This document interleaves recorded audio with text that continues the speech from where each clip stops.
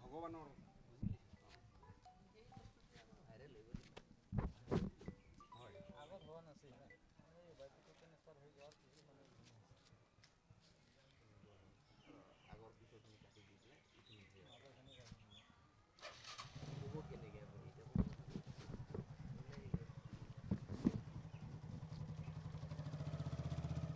মই সাংবাদিক বন্ধুজনক ধন্যবাদ জনাইছোঁ আৰু লগতে যিটো বিষয় আপোনালোকে ইতিমধ্যে ভাইৰাল হৈছে গম পাইছেই বিষয়টো আচলতে আমিও দুৰ্ভাগ্যজনক আমি ভাবা নাছিলোঁ যেনেকুৱা এটা ঘটনা এখন বিদ্যালয়ত চলি আছে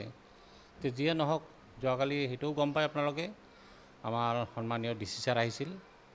আমাৰ ডিঅ' বাইদেউ আহিছিল মই যোৱাকালি অহা নাছিলোঁ আজি নৰ্মেল ডিউটি আহি থাকোঁতে ভাবিলোঁ যে এবাৰ সোমাই যাওঁ ঠিক তেনেকুৱা অৱস্থাত আপোনালোকক লগ পাইছোঁ বাকী বিষয়টো ঠিকে আছে নৰ্মেল হৈছে আৰু এতিয়া নেক্সট আৰু এনেকুৱা কাম নকৰে আমাৰ যিটো মৰ্ণিং এছেম্বলি নিয়ম সেই নিয়ম মতে এওঁলোকে যাব এওঁলোকেও এটা ভুল নকৰা নহয় কৰিছে আৰু সেইটো স্বীকাৰো কৰিছে হেডমাষ্টাৰে ন' ডাউট কিন্তু এটা ভুল কৰিলে যে মোক কথাটো জনাব লাগিছিলে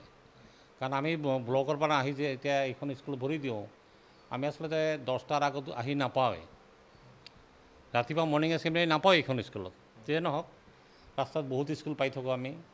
তেনেকুৱা স্কুলত আমি সোমাই যাওঁ এইখন স্কুলত মানে মৰ্ণিং এছেম্বলিত ময়ো নিজে নাছিলোঁ আৰু হেডমাষ্টাৰ মোক ইনফৰ্মেশ্যন নিদিলে তে যিয়ে নহওক মই আশা কৰিছোঁ বিষয়টো মানে হাম কাটিব ডিচি ছাৰ যিটো আহিছিল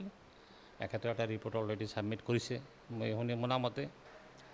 আৰু কথা সেইখিনি আৰু বাকী ধন্যবাদ দিলোঁ আপোনালোকক ধৰ্মীয় কোনো কথা নাথাকে